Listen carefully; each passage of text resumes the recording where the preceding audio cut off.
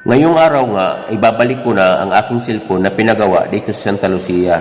Dito ko pala pinagawa guys ang aking cellphone sa may Love Telecom sa may ground floor ng Santa Lucia.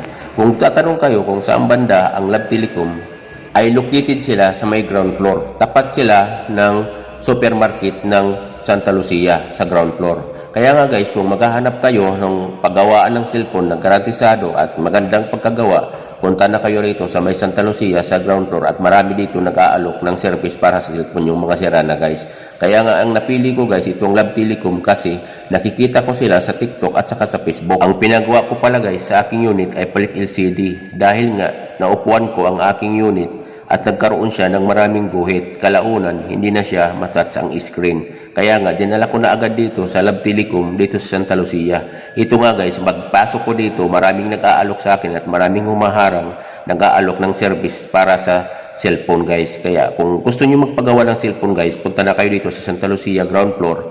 Makikita niyo dito ang iba-ibang mga shop na nag-aalok ng service para sa ating cellphone ng mga sirana guys. At dahil nga wala na si Masi, hindi ko na naabutan kaya si Kuya na lang ang nagpresenta na siya na lang daw ang magpipix ng aking LCD sa cellphone.